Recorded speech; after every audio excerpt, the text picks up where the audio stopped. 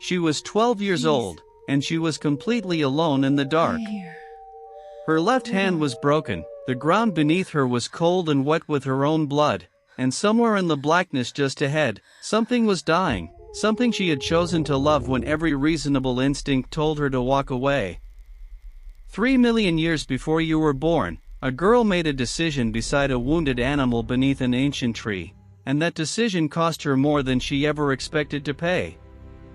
In the year 1997, archaeologists in East Africa pulled 2 sets of bones from the same pocket of red earth, a prehistoric camel, and a girl, their remains separated by less than 2 feet of compacted ancient dust. No one could explain what they were doing there together. No published paper ever tried. But one researcher wrote something in her private notes that no one else ever read. She wrote, "Some bonds are older than language. This is the story of one of them. This is the story of what mercy looked like before the word existed. And this is the price that nature demanded in return." 3 million years ago, the African continent did not look the way you imagine it. The savanna stretched in every direction without end, broken only by rivers that no longer exist, and mountains that have since crumbled to dust. The air was thicker then. Heavier. Charged with sounds that no living human ear has ever heard. Strange birds crossed skies that burned orange and violet every evening. Animals we have no names for drank from lakes that disappeared long before history began. And somewhere in that vast and ancient world, a tribe of early humans moved slowly across the land, following the rains, following the herds, following nothing more than the ancient instinct to survive. They were not yet what we would call people. But they were not simply animals either. They walked upright. They remembered things. They taught each other. Keep pace. They grieved their dead. We must reach the river before and they the feared sun the dark peaks. the same way we still do, even now, even There is after still everything far we to have go, built leader. to keep it away. Her name was something we cannot pronounce. A sound more than a word. A soft click of the tongue and a slow breath of air that her mother had pressed into her the morning she was born. We will call her Era. Era was 12 seasons old, which made her almost a woman in the eyes of her tribe, old enough to carry, old enough to gather, old enough to be given to another group when the right arrangement came. But something about her had always been different from the others. While the rest of the children stayed pressed against the group, Era wandered. Not out of recklessness. Not out of rebellion. Out of something quieter than either of those things. Curiosity. She noticed what others walked past without seeing. The way certain plants grew only within a short distance of hidden water. The way the wind shifted its direction 3 days before a storm arrived. The way some animals, when they were badly hurt, did not run from danger. They simply stopped. They grew still. And they waited, without panic, without sound, as if they understood something about suffering that most living things spend their whole lives trying to escape. Era understood that kind of stillness. She had felt it herself, on the nights when the grief of losing someone was too large for any sound she could make. On the morning that changed everything. Era had gone much further from the camp than she was supposed to. The tribe would not miss her for hours and she knew it. She followed the dry riverbed south, moving away from the fires and the voices, toward the place where the baobab trees grew so enormous that 10 grown people could not wrap their arms around their trunks. The ones the elders said had been standing since before anyone's grandmother's grandmother had drawn her first breath. That was where she heard it. A sound low and broken and desperate. Not a growl. Not a scream. Something caught between deep pain and complete exhaustion. Something that had been making that sound for a very long time and was running out of the strength to continue. Era froze on the spot. Every instinct her body carried told her to turn around and move quickly back toward the smoke of the camp. But Era did not run. She crouched low and moved carefully toward the sound, one slow step at a time. And there, in the thick shadow beneath the oldest of the baobab trees, she found it. The camel was enormous. Far larger than the one she had glimpsed at a distance during the dry season migrations.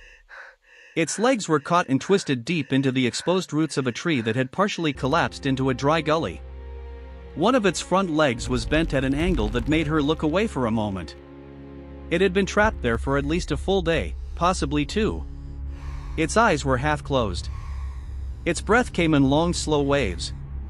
But the moment it heard the soft sound of her footsteps on the dry earth, those enormous eyes opened completely.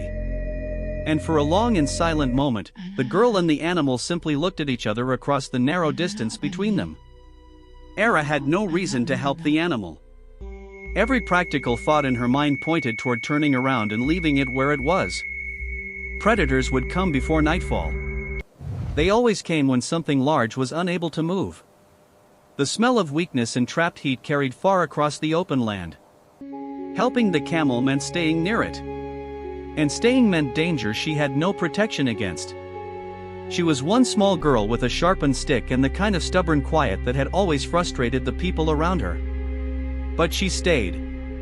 She moved around the animal slowly, speaking to it in the low murmuring sound she used when she didn't want to disturb something fragile. She began pulling branches away from its legs, one piece at a time, testing each movement, watching the animal's eyes for signs that it was about to panic. It trembled, but it did not fight her. It lay completely still, breathing in those long heavy waves, as if some older and wiser part of its mind had decided she was not the thing it needed to be afraid of. It took until midday to free the last root from around its lower leg. When the final piece of wood came loose, the camel did not stand immediately. It lay where it was, breathing, simply breathing. And Era sat down in the dust beside it, and did the same. She had brought water in the curved piece of dried bark she always carried tucked into the wrapping at her waist. She poured it carefully near the animal's mouth and watched it drink, slowly at first, then desperately, then slowly again, as the worst of the thirst passed. That was how it began. With water poured in the dirt beside a tree older than memory. 2 creatures who had no language for what they were doing, and no map for where it would take them. When Era finally returned to the camp that evening, she said nothing about what she had found. Yes, She ate with the others and slept near the fire and gave nothing away. But the next morning, before the light had fully separated itself from the darkness, she was already moving south again along the dry riverbed. She brought more water. She brought soft leaves she had seen older women use when someone in the group was hurt. She moved carefully around the wounded leg and pressed them there the way instinct told her to. The camel watched her with those half-open eyes, tolerating, then accepting, then something harder to name than either of those things. On the 4th day, it was standing. Slowly. At great cost to something she could feel but not see. But standing. By the 7th day, it was following her. Not closely. Not the way a dog follows a person out of need and learned dependence. More like a shadow that moved in its own time. That appeared and disappeared without warning. But that always appeared again.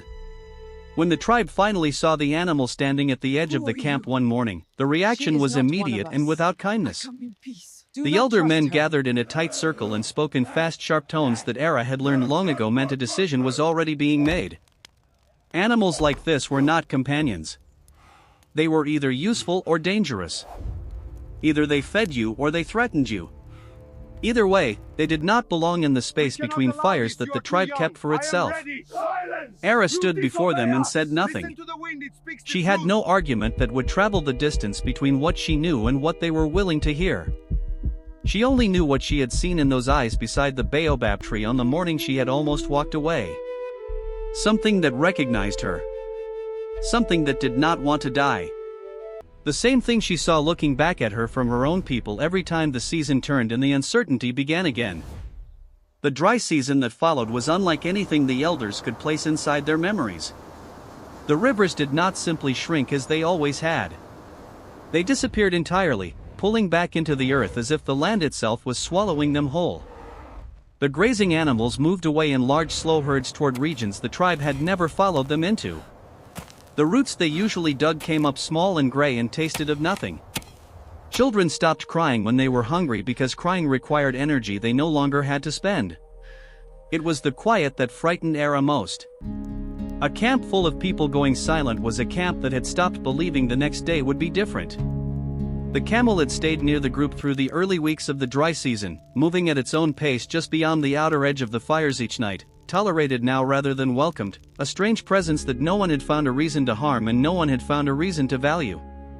Until one morning, before the heat had fully risen, the animal began to move. Not aimlessly. Not the slow drifting movement of grazing. It moved with direction, with something that in a person you would call intention.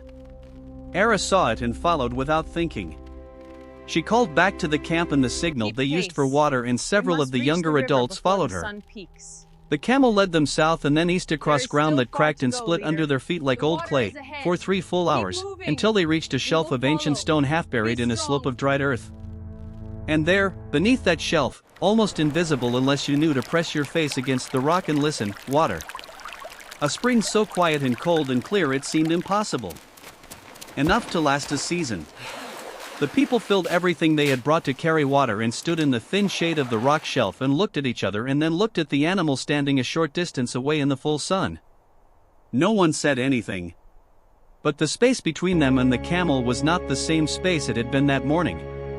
But nature does not give without taking. This is the oldest law of the world that preceded us, and it has never once been suspended for any living thing, not once in 3 billion years.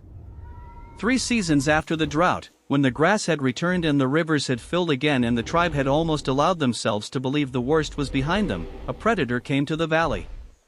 Large and old and driven by a hunger that had been building for weeks.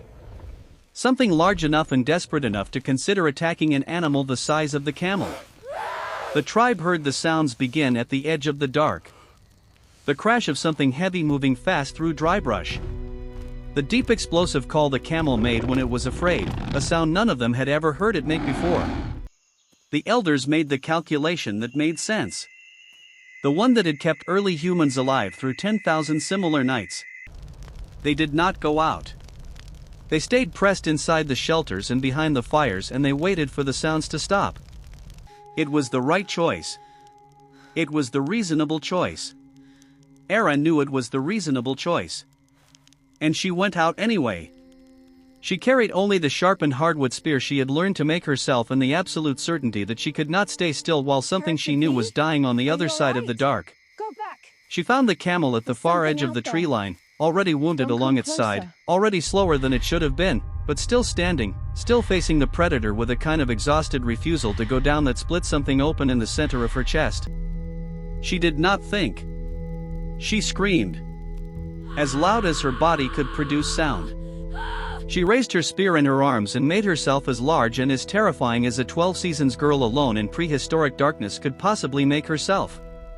The predator turned toward her, assessed her, and in that moment of hesitation and recalculation, the camel ran. And Era ran too. But she was not built for that kind of speed, and the dark does not negotiate. The strike came from behind and it was not fully committed, but it did not need to be. She hit the ground and rolled and screamed again, and the predator was gone, disappeared back into the dark the same way it had arrived. No. She lay in the dirt and breathed. The pain came slowly at first, and then all at once. Her left hand. The bones inside it rearranged by the impact in ways that would never fully return to where they had been. Archaeologists working in East Africa in the final years of the 20th century uncovered something unusual at a dig site near an ancient fossilized riverbed. The bones of a large camelid species. Camelus thomasi, a prehistoric camel native to North Africa that migrated south and east across the continent during periods of significant climate shift. And positioned beside those bones, in a proximity that the field notes described as statistically improbable, the partial skeleton of a juvenile female hominin, estimated to be between 11 and 14 years of age at the time of death, except that death had not come immediately. The left hand showed healed fractures. Old injuries that had knit back together and been lived with for many years afterward. Whoever she had been, she had survived. She had carried that damage for what the bone density suggested was several more decades. She had gone on. The 2 sets of remains were separated by less than 2 feet of compacted earth, placed there by time and geological pressure and 3 million years of everything the world had piled on top of them. Most of the researchers logged it as coincidence and moved on to measurements and cataloging. But one woman, a paleontologist who had spent 30 years reading the stories that bones hold when no words were ever written down, wrote something in her private field notes that never appeared in any published paper. She wrote simply this: separately. some The bonds are implications older than far too language. significant. Some of them left marks we can still find, even now, even when we no longer know exactly what we are feeling when we find them. The camel did not survive the night of the attack. The predator returned before morning and the darkness finished what it had started. But Era did. And she lived for a long time afterward. Long enough to teach others what she had learned about the hidden springs beneath flat rock. Long enough to show the children how to read the shift in the wind before the storm came. Long enough to grow into someone the tribe listened to, even if she never knew why they trusted her more than the others, even if she never found the words to explain what she had understood the morning she sat down in the red dust beside a wounded creature and poured water into the dirt. That something which does not want to die deserves one person willing to stay. And sometimes, across the full and possible length of 3 million years, that is exactly enough.